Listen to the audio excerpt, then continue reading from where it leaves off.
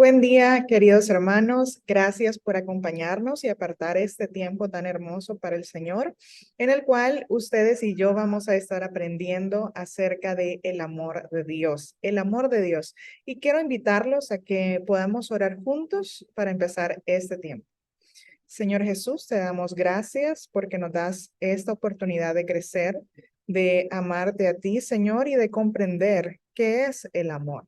Ayúdanos, Señor, a discernir lo que tú anhelas de nuestro corazón. En Jesús, amén.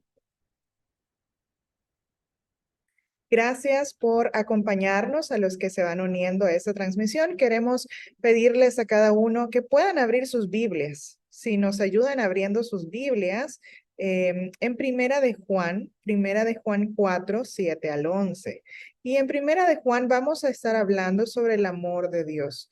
Y queremos esta mañana que podamos analizar y conocer la esencia del amor de Dios y cómo permanecer en este amor. Así que lo primero que vamos a hablar un poquito es que en el mundo actual el amor se demuestra normalmente con regalos, ¿cierto?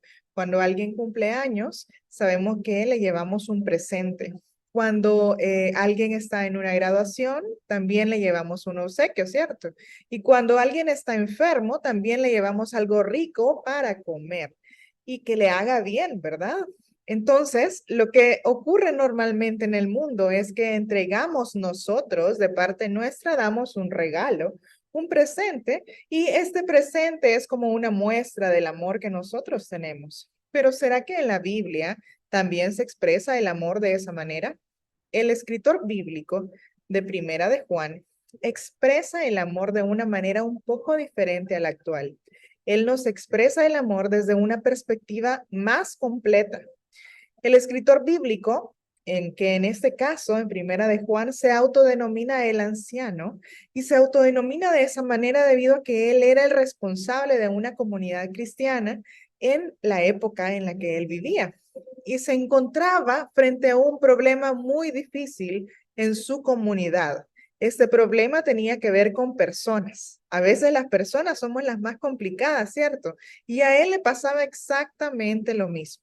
Este grupo de personas que se congregaban ahí y que habían cambiado su pensamiento respecto a la persona de Jesús, estaban en un conflicto interno de pensamiento.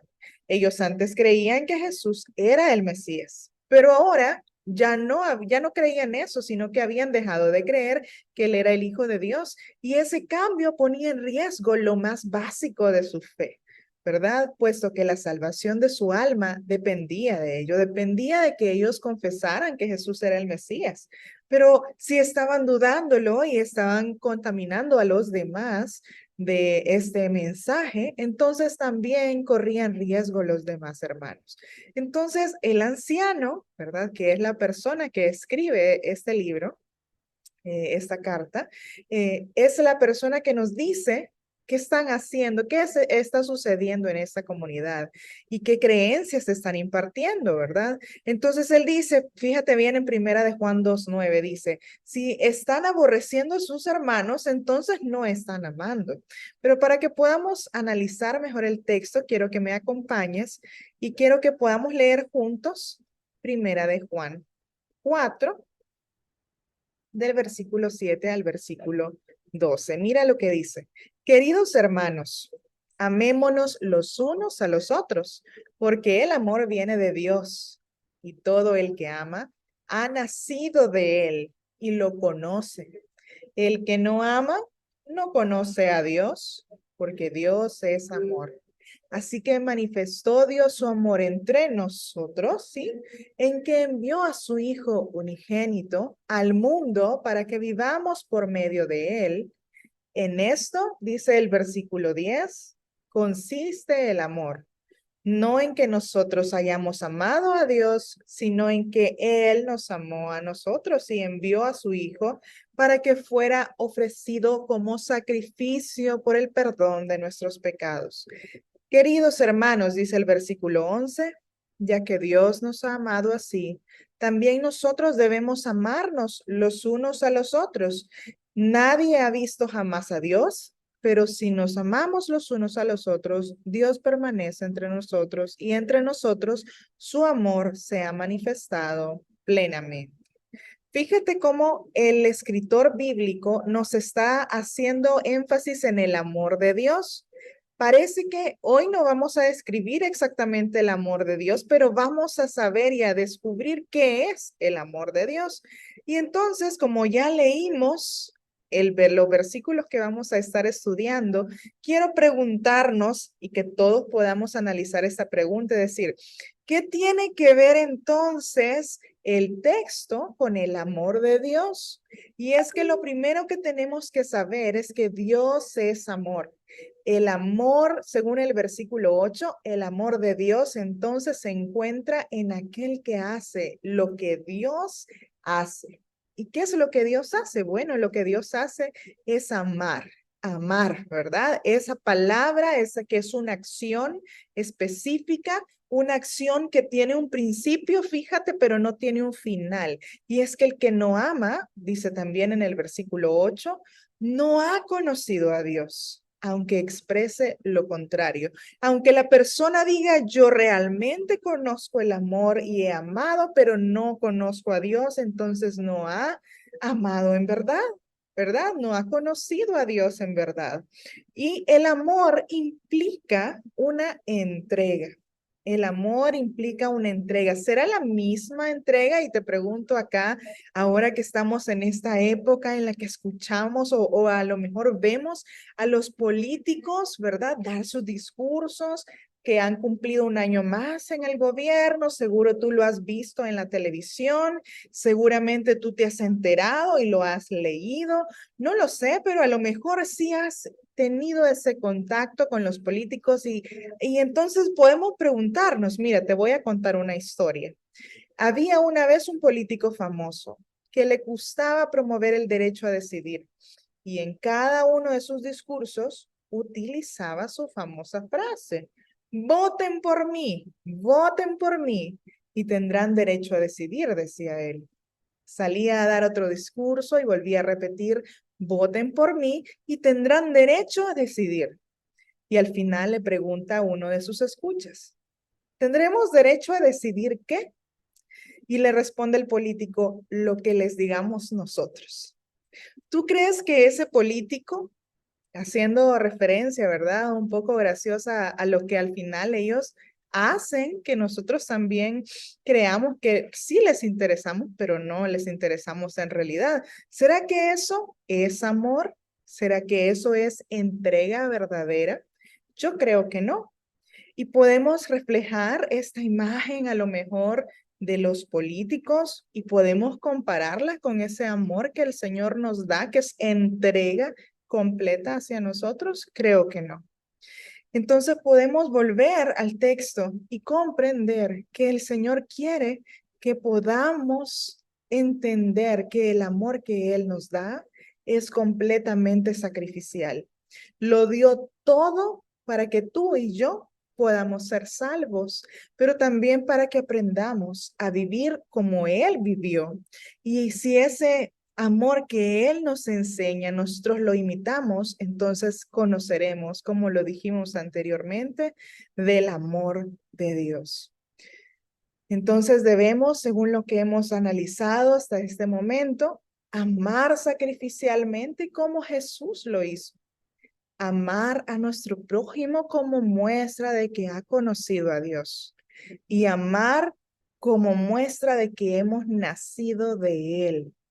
Entonces, cuando nosotros ponemos en práctica estos versículos, podemos saber que el amor de Dios está en ti y está en mí.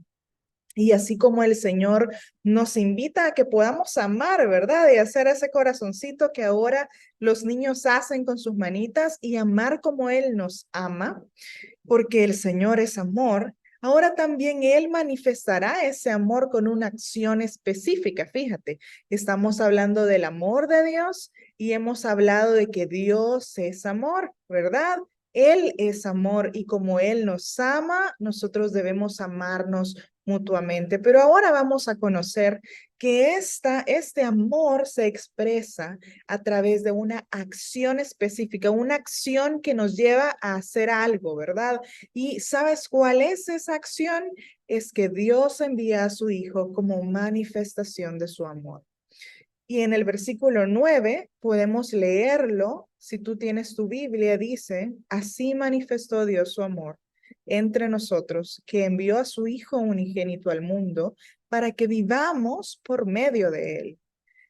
Y esta es una manifestación de su amor, es una acción que Dios hace para mostrarte a ti y a mí un gesto de amor, ¿verdad? Entonces Dios envía a su Hijo como esa manifestación con el propósito que tú y yo, que somos creyentes, podamos vivir por medio de Jesús.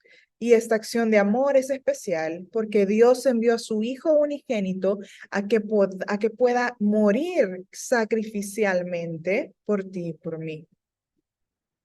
En el tiempo de Jesús, decir que Él era unigénito, que es lo que hemos leído en el texto, significa que no había otro como Él. Él era completamente hombre, así como tú y yo.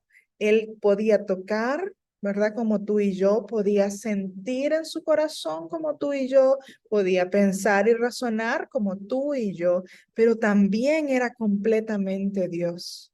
No había y no habrá en la historia del mundo otra persona como Él. Por eso es que Él es unigénito. Esta exclusividad lo hacía un regalo muy especial. La acción de Dios de entregar a Jesús para que tú y yo conociésemos el amor es algo extremadamente especial que no podemos menospreciar y no debemos hacerlo. Su amor se concentra en ese regalo hacia ti y hacia mí. Y ese regalo es algo que debemos compartir. En conclusión, el escritor bíblico dice que el amor consiste no en un amor hacia Dios de parte nuestra.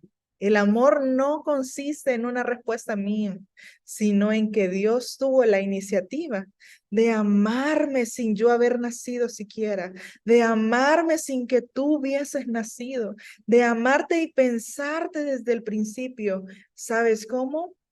Con una entrega, una acción específica de sacrificio para que tú pudieses conocer el amor, para que tú pudieses comprender que Jesús es el amor de Dios. Se concentra en Jesús, en su persona, el sacrificio y el amor de Dios por su pueblo. Es Jesús entonces el amor de Dios encarnado.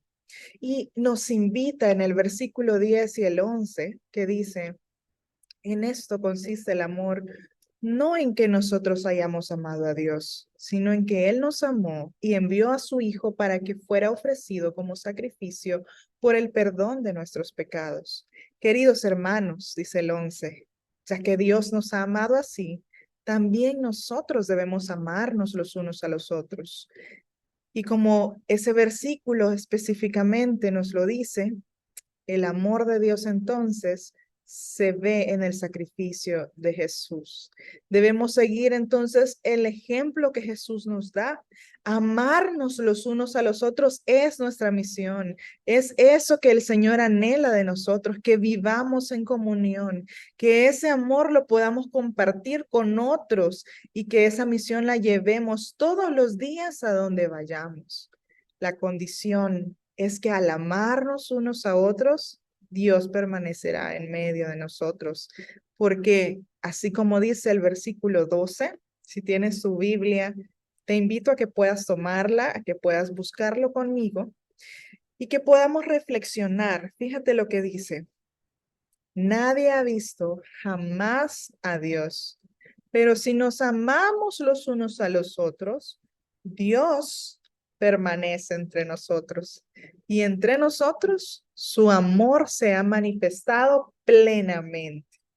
Cuando usan esa palabra de plenitud, está haciendo referencia a algo completo.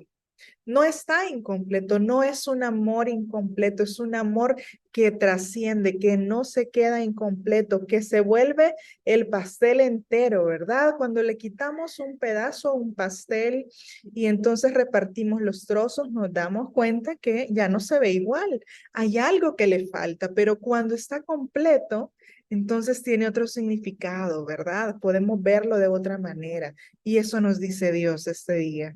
Nos dice, si tú te das cuenta que yo he hecho mi mayor regalo para ti, esa muestra de amor es la acción de entregar a mi hijo y de que si tú te amas con tu hermano, Dios permanecerá en ti, dice su palabra. Y entonces ese amor es su manifestación plena en nosotros. Dios te ama demasiado y esta mañana quiere recordarte lo que eres tan especial para Él, que este día Él está pensando en tu amor y en ese amor que es a través de Cristo para ti. Quiero que ores conmigo en esta mañana y que puedas entregar tu corazón al Señor. Si no le conoces, inclina tu rostro y confiésalo con tu boca, puesto que si lo haces, dice su palabra, que entonces el Señor se convierte en tu Rey, en tu Salvador. Señor Jesús, venimos a tus pies. Primero, Señor, a reconocer que no somos nada sin tu amor y que conocer el amor de Dios, la persona de Jesucristo, es lo único que necesitamos en esta tierra para poder, Señor, vivir, aprender a vivir y para tener vida eterna. Padre, este día te queremos, Señor, entregar nuestro corazón.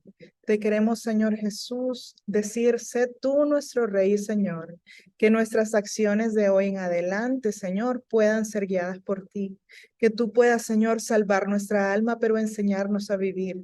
Gracias, porque Dios no nos dejas, porque tu muestra de amor es Jesús mismo. Y hoy, Señor, comprendemos que si no nos amamos los unos a los otros, nada somos. No estamos en tu amor. No permanecemos, Señor, en ti. No te hemos conocido, como dice Primera de Juan. Hoy queremos, Señor, conocerte más. Ayúdanos a amar a nuestro prójimo. Ayúdanos a amar a nuestra familia, aún en medio de la dificultad y el dolor, que seamos, Señor, nosotros embajadores de tu amor. En el nombre de Jesús. Amén. Gracias, querida amiga, querido amigo y hermano que nos estás escuchando y que nos estás viendo. Gracias por siempre ser parte de esta enseñanza. Que el Señor te bendiga. Ha sido un placer poder dirigirme hacia ti hoy. Gracias por prestarnos tus oídos y tus ojos, ¿verdad? Y que pueda el Señor seguirte bendiciendo como lo ha hecho hasta hoy. Que el Señor te bendiga.